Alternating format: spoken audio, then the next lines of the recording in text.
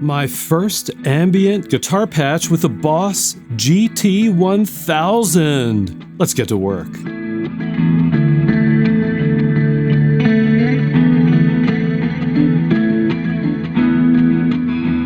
I've had the Boss GT-1000 for about a week now, and I've discovered that it's a really deep, profound unit. There's so many features and capabilities, too many to show you on this video. So I thought it would be instructive, hopefully, to walk you through my first ambient guitar patch and kind of show you some of the features that way. So first feature is that there is an iOS app for editing patches on the GT-1000. Of course, you can do it on board and it works great. And there's also an Android app and there's also a desktop software app. So you've got many different ways of editing patches on the unit. So as you look at the patch on my iPhone here, you will note that it's kind of structured in blocks that are all strung together. It looks a lot like a flow chart, if you're like me and you're familiar with flow chart kinds of things. So I'm just going to walk you real quick through the blocks, maybe not real quick, but through the blocks. First up on the left-hand side is your input. Okay, and that's just the guitar input. The next active block that I have going is FV, and that's a volume control. Here's what it sounds like.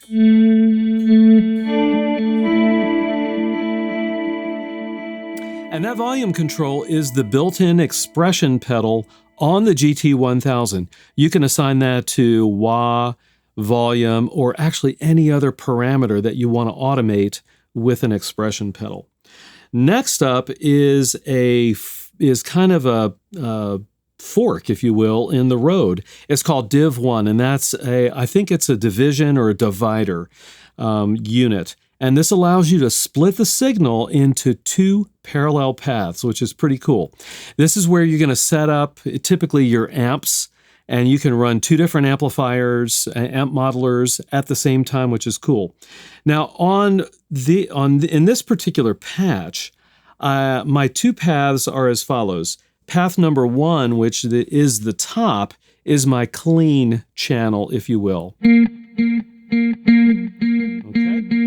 Now, if I switch it to channel 2, or the bottom end of the Div 1, here's what it sounds like.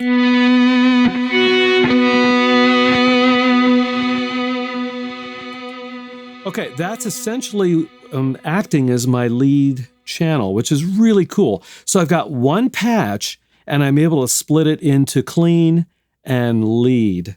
And I like that a lot. All right, so let's get a little bit into the effects here. I'm not going to go through them all. It's going to take too long, but I'm going to pick out just some. First up is FX1 on the clean side, and I'm going to tap that, and we'll see that it's a compressor. And as you would expect, there are several different types of compressors.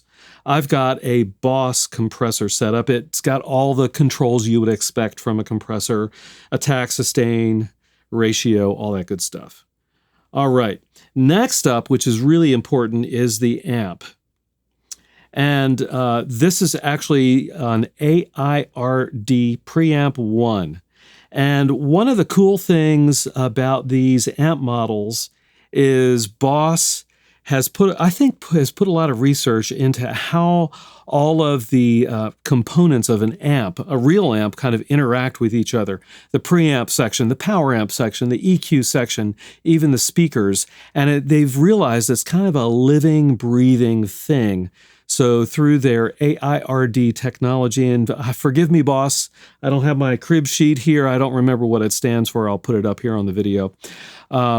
That technology, I think, does a really good job of kind of creating a realistic amp tone. Anyhow, I've got a deluxe combo dialed up, and of course, that's the Fender Deluxe kind of thing. And you'll see here a lot of different options. You've got British Stack. Yeah, guess what that is. JC120, cool. So rectifier stack, lots of cool things. Anyhow, you can set it up with a lot of different features, bass, treble, middle, all that good stuff. All right, so that's it. NS1 is a noise gate, so I won't go into that anymore. But one of the other things I want to show you on this clean channel is I've got 2 delays and a chorus set up, which is pretty cool. So delay 1 is set to 1/4 delay time based on a tap tempo, and yes, you can do tap tempos. And delay 2 is also 1/4. So that's pretty cool. And then we've got a chorus set up. And there are a bunch of different kinds of choruses. I've got the dual chorus set up, which gives you 2 different chorus sounds on the right and left channels. So pretty nice there. Again, I'm not going to go through all these. It's just way too much. You can experiment with it if you get a GT-1000. All right, so that's my clean channel. All right, so let's check out the lead channel. All right, so I'm going to, again, switch over to the lead channel. So that's down at the bottom. And first up is DS1, and that's a distortion. And I've got it set up to mid-boost distortion. So look at that. We've got mid, clean, treble, crunch, natural OD, all kinds of stuff.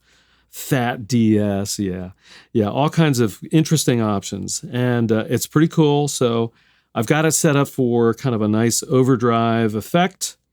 And then I am also using another compressor in this distorted channel. And in my case, it's a little bit different. It's after the distortion. Normally, I would run it before distortion with the regular pedals, but I kind of like the way this sounded. And then as we look at the amp, let's check this out. I've got a deluxe combo set up. Now, here's the cool thing. This deluxe combo has a ton of gain, like way more gain than you would expect from a real Fender Deluxe reverb. So you can see I've got gain set up to 97. But one of the other things, there's bass treble middle, right? But one of the other things I want to show you is this. That is there's another gain. There's actually a solo switch. So if you want to do a distorted channel and maybe set it up for crunch and then go into high gain mode, you can assign a switch on the physical GT-1000 to turn solo mode on and off. Now, I've got it set to on all the time, but that's giving me an extra gain boost, which is really cool. I like it a lot. I really do. What you'll see here is I've got 2 other delays, but instead of running the delays in series, in other words, delay 1 into delay 2. Sorry, I can't talk today. I've got another divider going, so I can run the delays in parallel and create kind of a stereo effect with different delays on the left and the right. So let me show you what that sounds like. Yeah, that's cool, isn't it? It's pretty complex. And when I've got the gain all the way up and the tone control rolled down and I'm using a volume pedal, yeah, it rocks.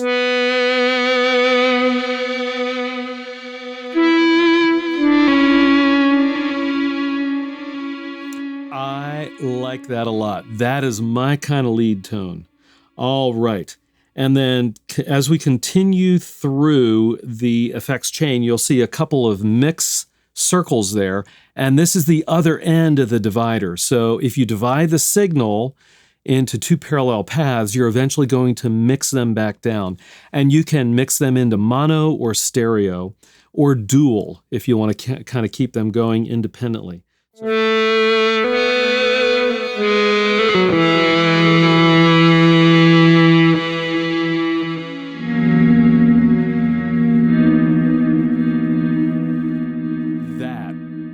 Totally awesome. I love that. I love it. Okay, and then the last thing I want to mention to you about this patch is the tap tempo. I'm going to put my iPhone down because I'm done with it. There is a separate block that allows you to configure your tap tempo. But in my case, since I've got 2 different delay paths or 2 different amp paths in that div 1, the tap tempo is a master tap tempo. So here's the current tempo.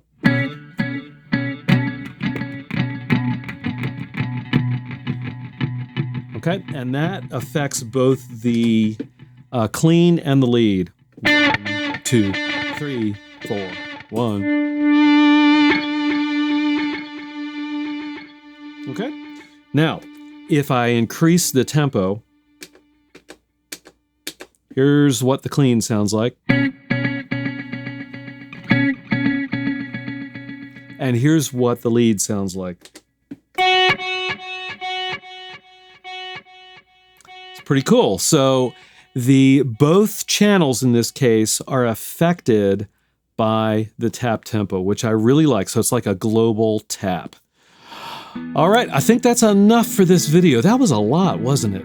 I'm going to have some episodes up and coming. One of the things I'm excited to try are the effects loops on this pedal, so I can patch in external effects into the already kind of cool internal effects for this unit. If you haven't already done so, please subscribe to Chords of Orion. I've got ambient guitar-related content coming each and every week. I'd love to have you on board. And as always, I'll see all of you on the next video.